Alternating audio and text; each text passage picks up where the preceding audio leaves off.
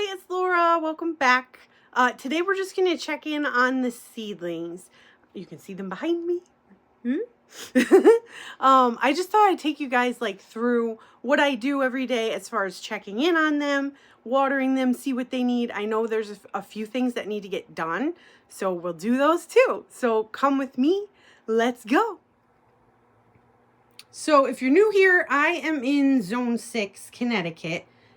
It's the middle of February. It is freaking cold AF outside and inside too. It's so cold, you guys. It's like 10 degrees, but there is some hope on the horizon. It looks like it might start to warm up a little bit next week. I think I saw a 40 in there somewhere.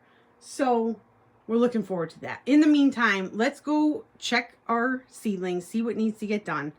The first thing I want to address is the lighting. I definitely don't have enough. This is a south-facing window, so it does get a lot of natural sunlight. It's very early right now. It's only 8 o'clock, so about another hour and this whole thing will be just bathed in sunlight. But in the meantime, when they're not in sunlight, I don't want them stretching too much for the light that is here. So I'm going to go in the attic and see if I have any more of these aquarium lights. I know I don't have any more grow lights, but we might have some aquarium lights left over from our turtle that passed away last year. Freddie, rest in peace, baby. He was 35 years old. Anyway, so let me look and see if I have any more supplemental light that I can add. I do have a fan on here that is movable, so that's fine for now. I want to check in on these guys and see if we have any sprouting. This is usually what I do.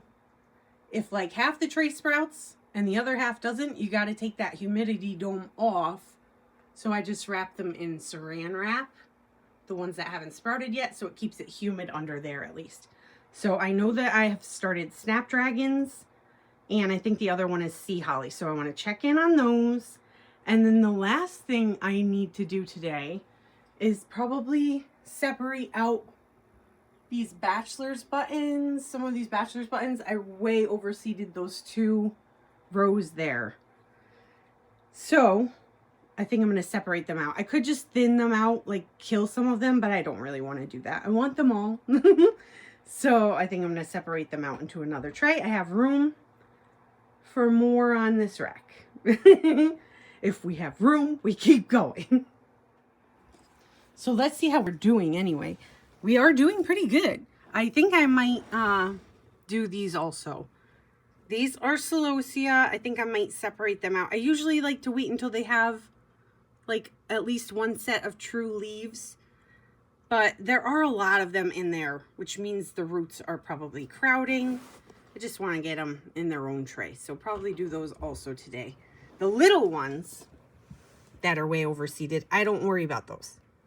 Those I have more time on. These are petunias. And I'll wait for them to get a little bit bigger.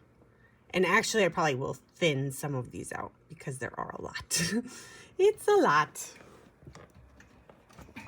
So I did find some more lights in the attic, just a couple more. There's one here and one long one here. Now, obviously, these are not ideal, but around here, we don't have a lot of money. So we make do with what we have. Especially this one. It's purple. I don't know what's up with that. But it'll do for now. As far as the cords and everything, I'm probably going to have to alternate what's on and shuffle things around. But it'll be easier to, unplug and plug things than it will be to shuffle the lights around. So they won't be all on at once, but at least they're in places. My God, the cats, they do this. They're crazy. All right, I'm going to grab these saran wrap trays, pull them out, and see if we have any progress. So let's do that. All right, let's see what we got here, if we have any progress. I'm not even sure which ones these are. I hope they're the snapdragons. Let's see. Oh, we have something happening here. But I don't think these are. I think these are the sea holly, actually. Let me zoom in here. So we do have some, oh, come on, focus. There's some little sproutlings. Hard to see. The seeds for these ones looked similar to like, almost like a bachelor's button seed. It might be getting a little warm in there. There might be a little bit of mildew forming. I don't mind so much the green, the algae, whatever. But you got to keep an eye on that damping off fungus. So anyway, I think I'm going to leave the saran wrap off for now and put this under the lights and see if that, these are kind of weird the way they're, I almost want to touch it, but I'm not going to. And here's the other tray. These will be snapdragons. I think it's been probably close to a week on these. And if you guys remember, I tried to grow them from Save Seed and they didn't work. So I had to order some new ones. So hopefully, let's see. Yeah, I do see some popping up. These are really, really tiny seeds. So, and again with the focus, but I don't know if you can see. Like right here's one. Right there. I do actually see quite a bit. So I'm going to leave the top off of this one as well. And I will just keep it, when they're this small, this is like a tricky one because like half of them are starting to come up. And when they start to come up, they need light like right away. So they don't get super leggy. So I'm going to put them under the lights without the saran wrap on, and then I'll just keep them as moist as possible. The way that I like to water my seedling trays to keep them moist without like shifting the seeds around, there's two ways that I do it. The first way is either a spray bottle just on like a mist setting, and I just do it really gently. The other way that I really like to do though is using a turkey baster. So I just stick the turkey baster in my watering can and then I water them. I'll just show you. So here's an example of a tray that has really, really tiny sprouts. And these ones in the middle are just starting to come up. These are verbena, and there are just like a few, if you can see. So here's my watering can. It's all filled up. I fill it up and then I add like a cap full of seedling fertilizers. So I'm not concerned that that's like too powerful for just the seeds. I don't really care. You guys know me. I want the plants to grow. So anyway, this is how I do it. I just have my turkey baster and I'm just very gently giving them a little bit of more water.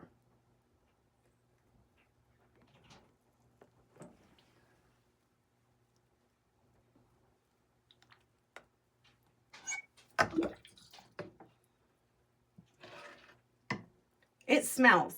This seedling fertilizer, I know I just talked about my turtle.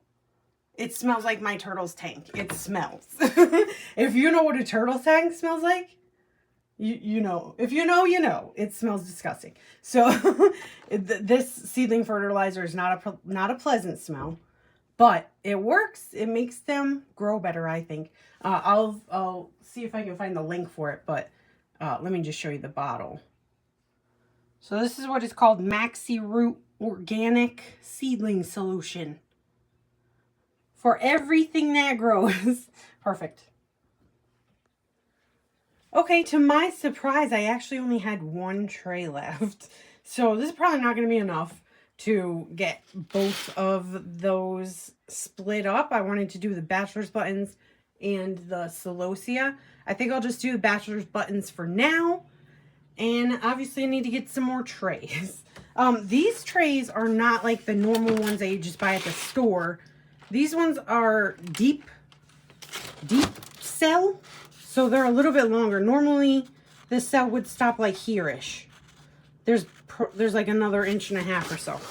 So I got them originally because I was growing, things like larkspur, which has a really long tap root, or needs a deep cell if you're not starting it outside.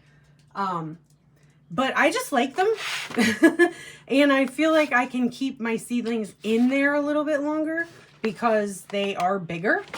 So, and they're sturdier. These trays are a lot sturdier. They don't break as easily.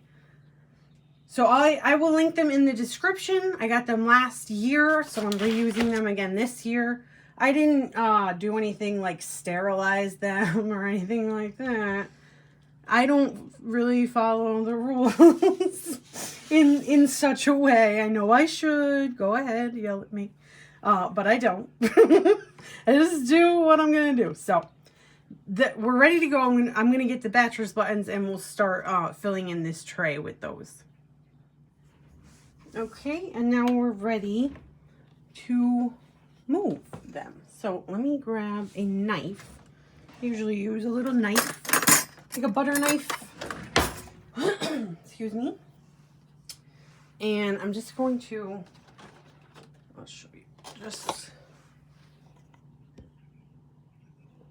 lift the whole cell out. Stick my knife in, pop it out.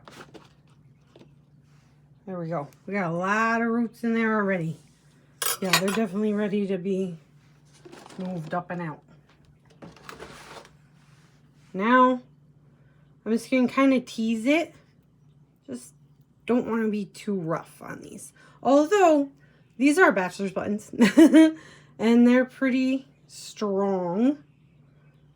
I actually, if you remember, I said I wasn't even going to start these from seed. Or I was just going to plant them, direct seed them this year. But I think I got a little bit nervous after the whole incident with the pansies and violas. And I was just eager to get anything started. There's a big piece of mulch in there. Okay, we're starting to come apart now. This girl, baby girl, little girl, she thinks she's going to go outside because that's her cage right there, her catio. But she's not, because it's too cold. I'm not opening that window. Okay, got that first one all separated out. Now I'm just going to take them and kind of gently put the root system into the hole. Boink. Like this. I'll just add a little bit more soil after. I'll do it after. They are going to be pretty sad at first. Some of them might die, but that's okay.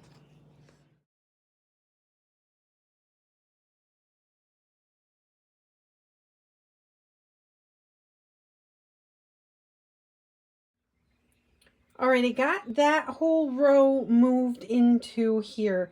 And actually, these ones are not the mix. This row is all bachelor's buttons white. White bachelor's buttons, so I'm super excited. So I'm going to water these in and move them back to the window. And you might be asking yourself, why? Why are you doing all this? You have a greenhouse. Well, it's still really cold, and I'm trying to put off using the greenhouse as long as possible because I might have to, supplement heat in there. I might have to. Last year we did it so I had a fan from the house into the greenhouse because they're connected, and so it stayed warm enough in there. But the temps are just too low right now. We're in like the 10s. I need it to be a little bit warmer, so gonna stick it out as long as we can inside before we go out in the greenhouse. Plus, it's a mess out there. It's a freaking mess. The good thing about these racks is I can put the trays on them the long way also. Do you see what I mean on the top there? I can fit like 4 when I go that way. So as long as there's enough light. So usually I just keep alternating them, shuffling them around, turning them around just to make sure they don't get too leggy. But we're good for now. I'll check back in on them tonight, and then again in the morning. That's how I roll. So that's pretty much it for today. Just wanted to give you guys a little insight into how I take care of the seedlings.